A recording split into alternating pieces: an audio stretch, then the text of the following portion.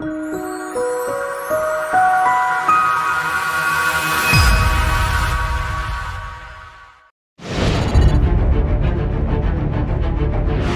we've done it before, landing on Mars is hard, and this mission is no different.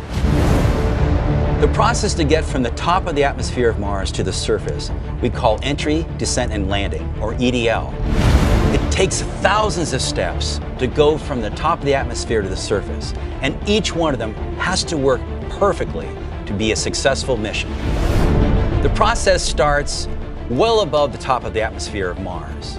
The cruise stage faces the sun. It also has its radio antenna, which faces Earth. But now we don't need the cruise stage. Its job is done.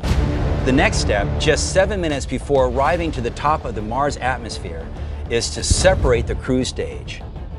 Before you hit the top of the atmosphere, though, the space capsule has to orient itself so that the heat shield is precisely facing the atmosphere. Now the fun begins. The vehicle is moving at nearly 13,000 miles an hour, but it's hitting the top of the atmosphere at a very shallow angle, 12 degrees. Any steeper, the vehicle will hit the thicker part of the atmosphere and it will melt and burn up. Any shallower, the vehicle will bounce off the atmosphere of Mars. At the very top of the atmosphere, it's about 70 miles above the surface of Mars, and the air is starting to get thicker and thicker and thicker. As it does that, the temperature on that heat shield gets well over 1,000 degrees centigrade, enough to melt steel.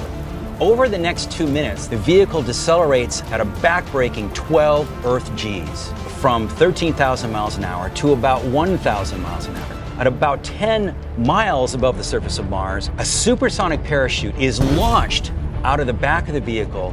15 seconds after the parachute inflates, it's time to get rid of the heat shield. 6 pyrotechnic devices fire simultaneously, allowing the heat shield to fall and tumble away from the vehicle, exposing the lander to the surface of Mars. 10 seconds after the heat shield is dropped, 3 pyrotechnically deployed legs are released and locked for landing. About a minute later, the landing radar is turned on, sending pulses toward the surface of Mars as the vehicle starts to try to measure how high it is above the surface and how fast it's going. At about a mile above the surface of Mars, the lander falls away from the back shell and lights its engines. And very quickly, the vehicle must rotate out of the way so that the parachute and the back shell doesn't come down to hit it. The last thing that has to happen is that on the moment of contact, the engines have to shut down immediately.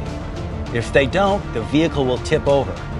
So if all the steps of entry, descent, and landing happen perfectly and we are safely on the surface of Mars, we'll be ready to do some exciting new science.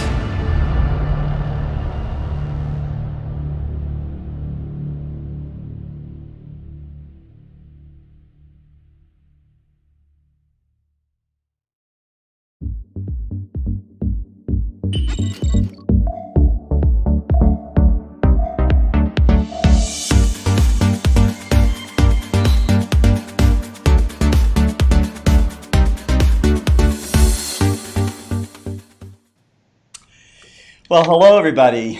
Scott Roberts here with Jerry Hubbell, and let me bring in Tyler Bowman from customer service. Here he is. Anyways, we had an exciting day today. If you were watching earlier, we had Garik, Israelian from the Starmus Festival. He's the founder of the Starmus Festival.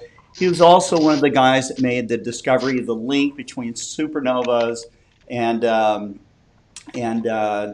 black holes. And so that was really, really insightful, very, very interesting to talk to him about that. You know, this is a guy that rubs shoulders with Stephen Hawking, and he grew up wanting to be a rock and roller. He told me, he tells the audience he was a horrible student, you know, and didn't really get it until he saw a science fiction movie that inspired him to get into astrophysics, and look where he is today. So we are going to be going to Starmus 6 next year in September, and that's the plan. And so, you know, it's really cool to be part of that. You should give that program a watch. It's now up there. Although I noticed that Facebook and YouTube actually took out some of the audio, the very first part of it where you hear music, because they suspected that the copyright infringement or something like that. But I got those videos from the guy that made them. So, go figure. So anyhow, We're going to get tossed off of the platforms. I know. I know. So I'll argue the point with them. I'll say, hey, I had the person that gave me those things. So They don't care. I ran into the same thing at Walmart when I took one of my Astrophotos to be printed, and they said it wasn't mine. not yours. That's right. So what, do they just like rip it up in front of you? And They thought it was a Hubble. They thought it was a Hubble Space Telescope image. That's how goofy they were. Of course they did. No, it is a Hubble telescope image, but it's mine. yeah, that's right. Yeah, because my last name is Hubbell. Right. So, oh no. Yeah, we lost a Twitch follower. Now we're back down to 49 followers. Hey guys, we just need one of you to join up on Twitch to keep us at 50 plus, okay? So anyhow. We're scraping by with our nails. We're just scraping by. Just hanging in by a thread. That's right.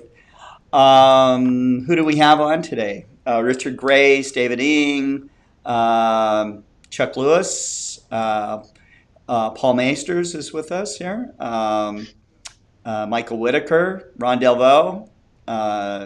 It's like I'm taking roll call here.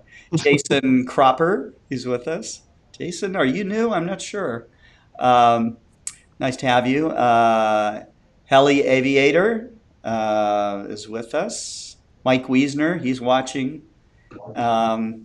Bergman Scooter. Wolfgang is with us. Tyler Bowman. Here he is online with us here. What the hell is that? That's right. I don't know. Wade Prunty's with us. Norm Hughes. Jason Keller, who was talking about getting tossed off. Wear it like a badge of honor. That's right. Celtic Raven is with us. And anyhow, we always get like this little badge from Restream, which is what I do the simulcasting on. And once we hit 100 messages in a day, I get like this little trophy. So it's cool. It's cool to get feedback from all of you guys. So what's been going on, Tyler, in customer service? It's been quiet, interesting. Any special stuff? I think what we're going to start doing is we're going to have like a little multi-series about telescopes for beginners, just what to expect with certain refractors, a newt or a Cassegrain, just to go over the basics, help people understand when they're looking or shopping for a telescope online, just basically have a better understanding what they need or what they want to fit their needs as far as a telescope. Mm-hmm. And we're going to start doing that next week. So I got to get real spiffy, wear a collared shirt and comb my hair over. I like your NASA shirt though. That's a cool shirt you got on right there. So yeah, just trying to help everybody out, from the beginners all the way to advanced. Again, it'll be from telescopes to mounts, troubleshooting. So it'll get really in depth. There are so many people that have bought a mid-priced range telescope. I was talking to Fair at Woodland Hills and just kind of getting a reality check of what people are buying right now. And there's just a ton of people that just came in and I guess they were just thinking, well, gosh, we're going to try out this astronomy thing.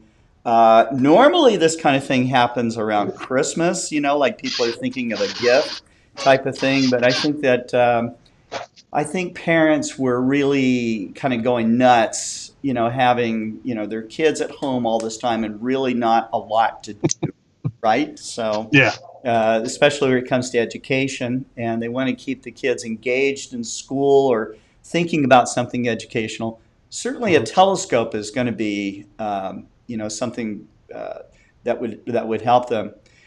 Garik and I were talking about astronomy as a science, and he was talking about the Starmus Festival itself as being something to celebrate science. But, he recognized that astronomy is kind of like the hub of science or the root of science, so, where you have biology and chemistry and all that other stuff coming out from the, studying the stars. Astronomy is like a gateway to all the rest of the sciences in terms of what you can get involved with. Right. It touches on everything, basically, or you can learn about everything.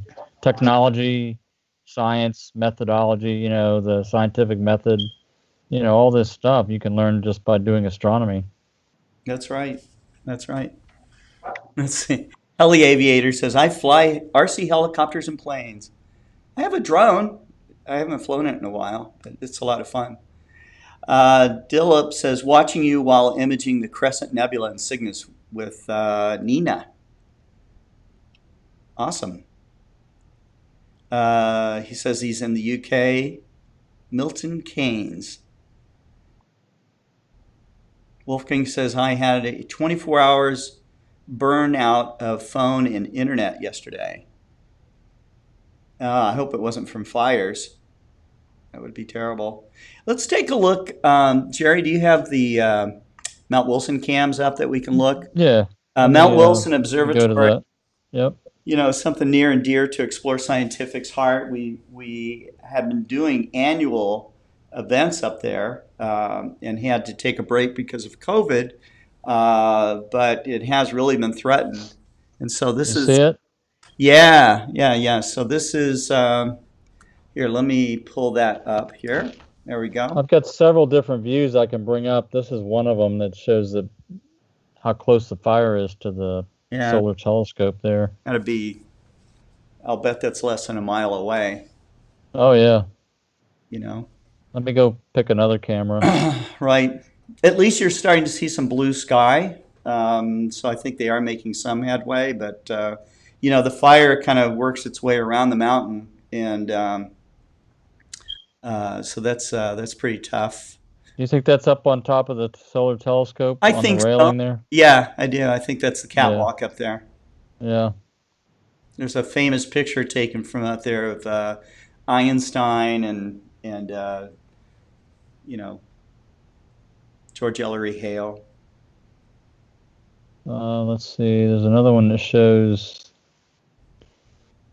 That's the overview of the observatories. Yeah, see, that was the view before where you could see at night, you could see flames leaping up above the tree line, so that was, it's amazing that they survived that particular part of the fire.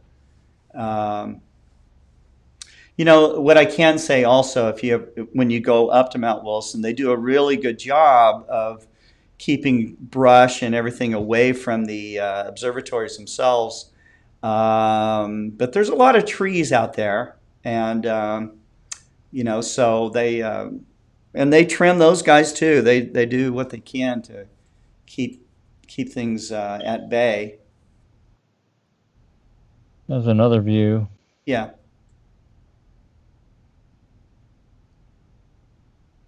Right. So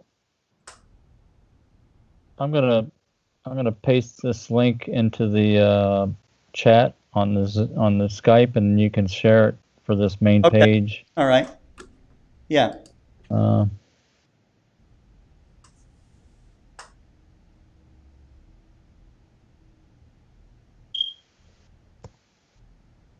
You see it there? Yeah.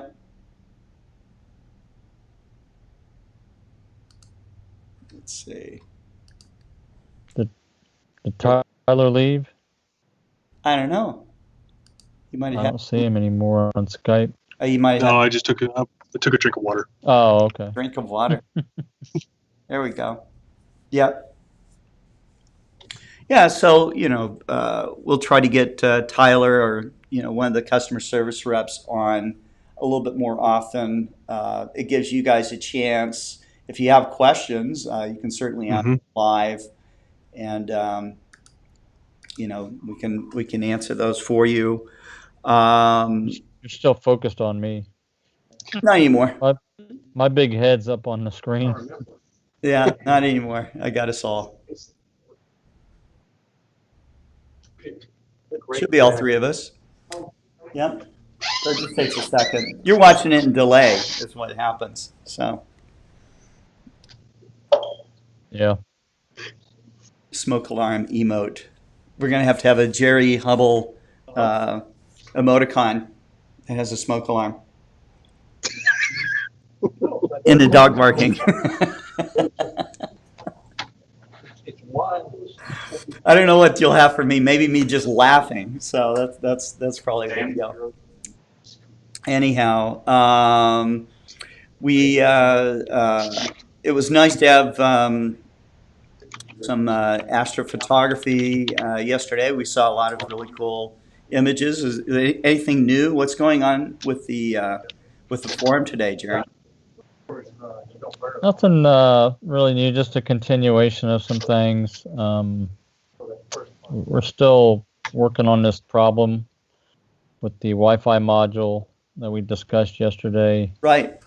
There's a couple of new things that Wes and I discovered earlier today. I'm not prepared to really talk about it yet, but we're still digging into it some more. I really haven't figured out what changed in Windows yet, either to see why it's having a problem. I do know it's related to the security protocol that we're using. Right. It's the WPA2-PSK protocol. For some reason, it just doesn't like it. But when we do an open configuration for no security, then it worked. There's no problem at all.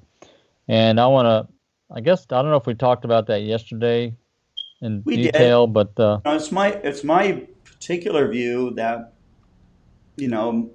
having a password protected Wi-Fi system when this thing doesn't have an operating system to hack, it only does this one job. I'm scratching my head wondering why we ever had a password to begin with. So right, yeah, exactly. There's no operating system. There's nothing you can do to the thing to hurt anything really. The other thing is once you're connected to it and using it, nobody can knock you off or get into it while you're on it. So right. I mean, it's really not any kind of significant. Well, that's a plus. Maybe that's where the private confusion information lies. or something, but they can't do that with this. So I see it as, I see having a password there almost as like a speed bump, and I know it is that way with new users. They get in, they're not expecting that. Oh yeah, I got to enter in this password. Gosh, what was the password? And I've been to star parties and stuff where I forgot what the password was. So it's like I just don't see much.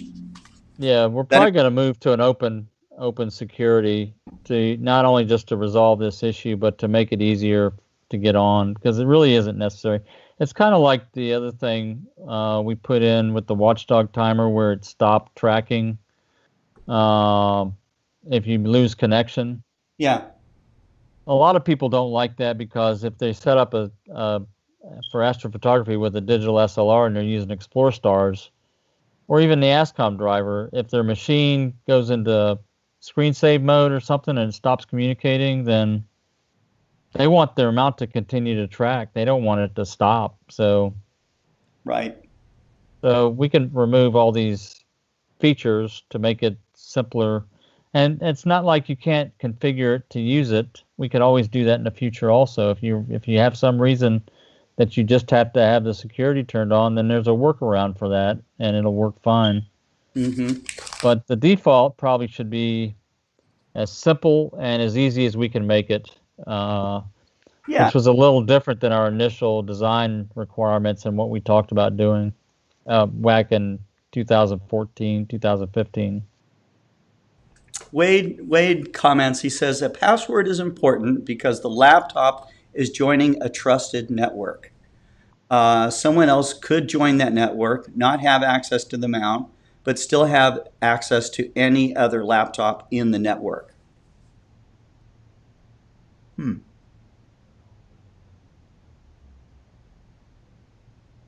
Again, before I'm convinced that that's going to actually happen because of the way we've got it Well, we set should up. test that. We should test it and see if you can actually do that. I know that when you try to, we'd have to just basically have two machines connect to the network. Okay. Try to connect to the network and then try to ping the other host. Yeah. And see if that's or get into the other host. That's all we have to do. And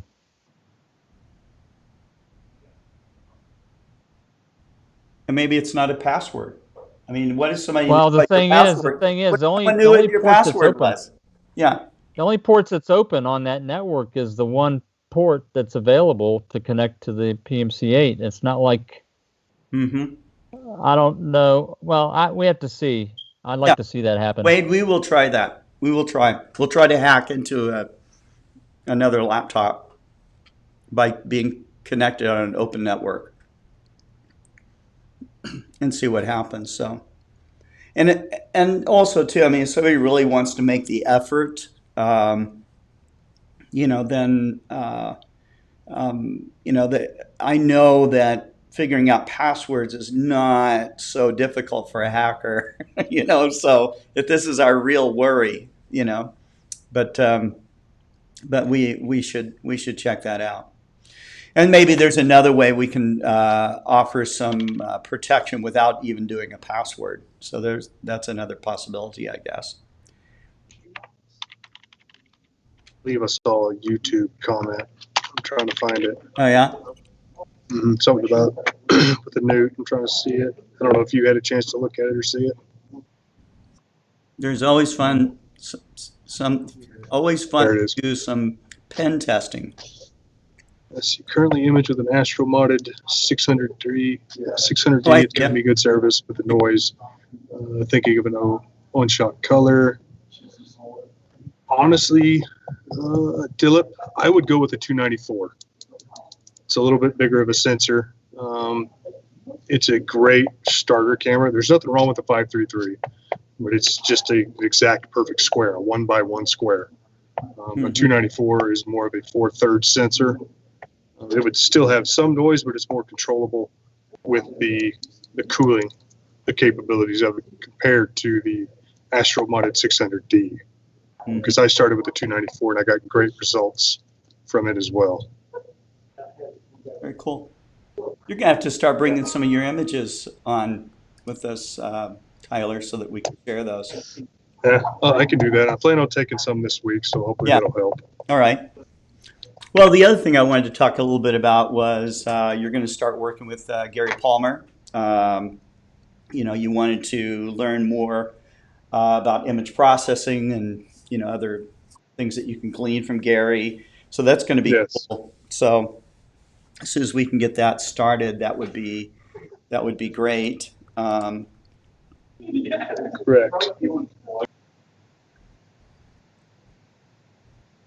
Yeah. Heli Aviator says, I believe the 294 has a larger field of view.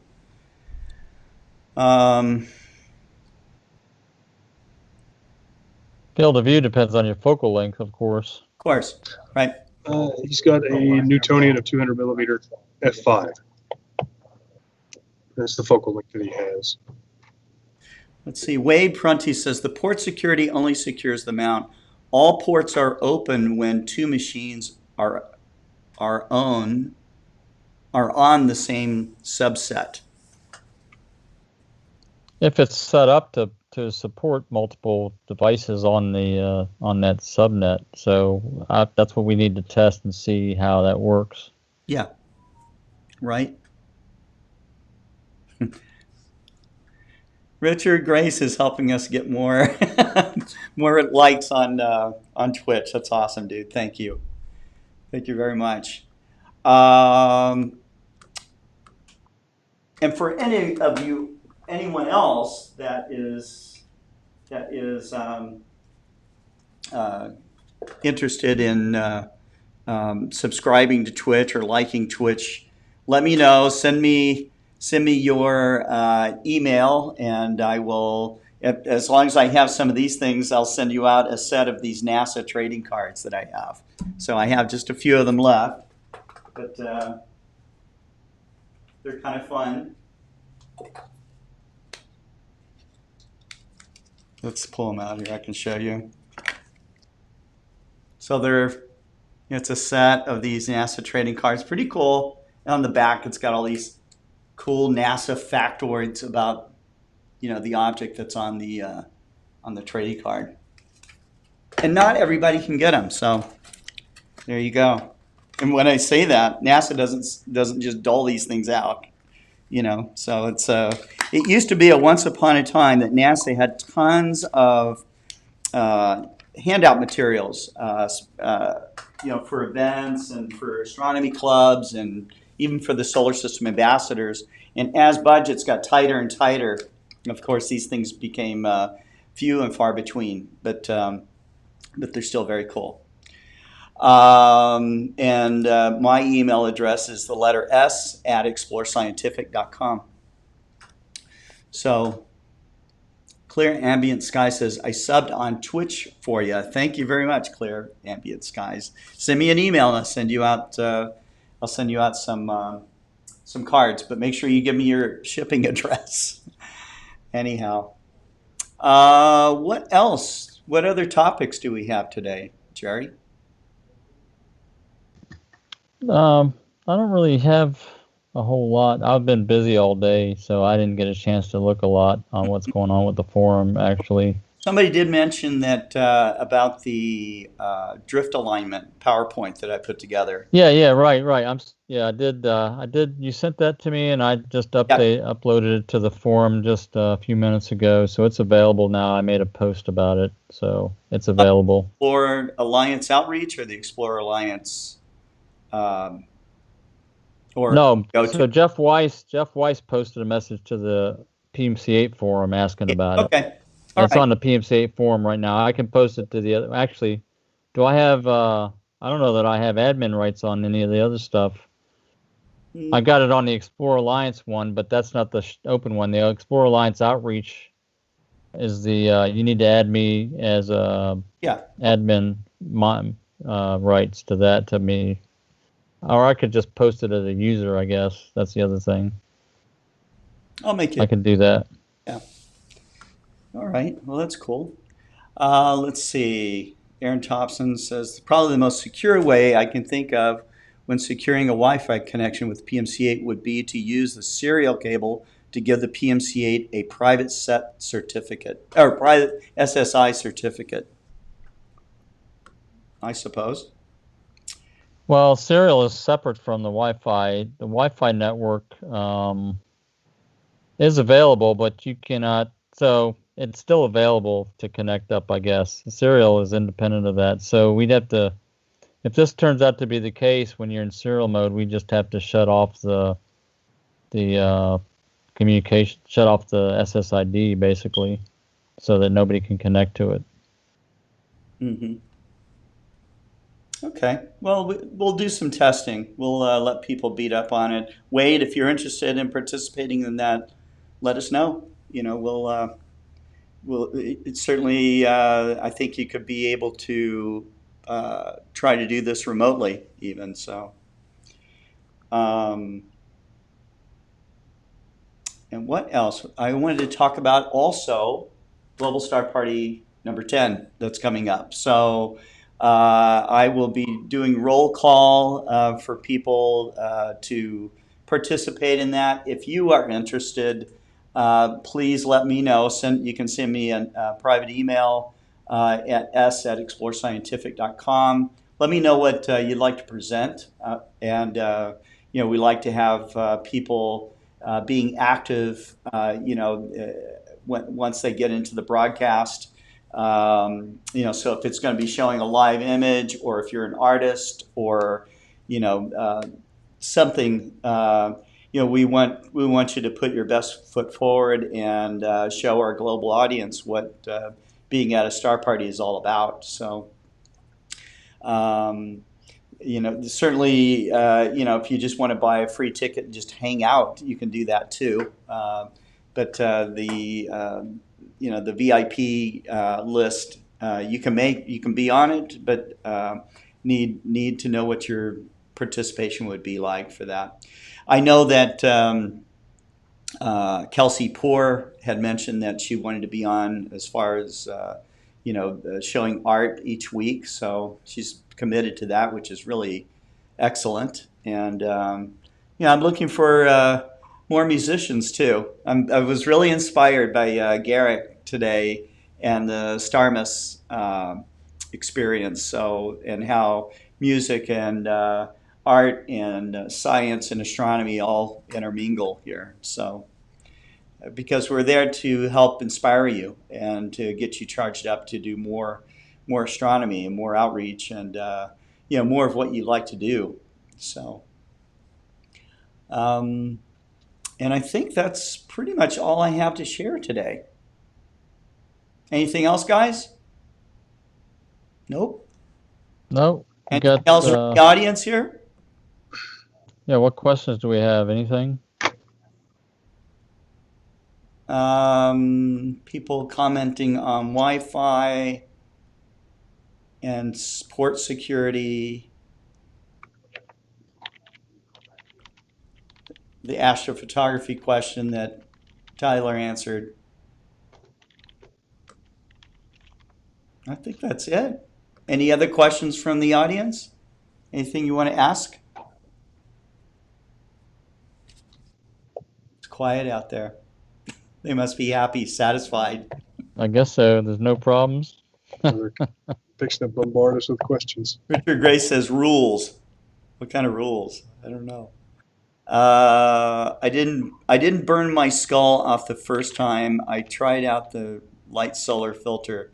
Thanks for the advice. Yeah, be careful, man.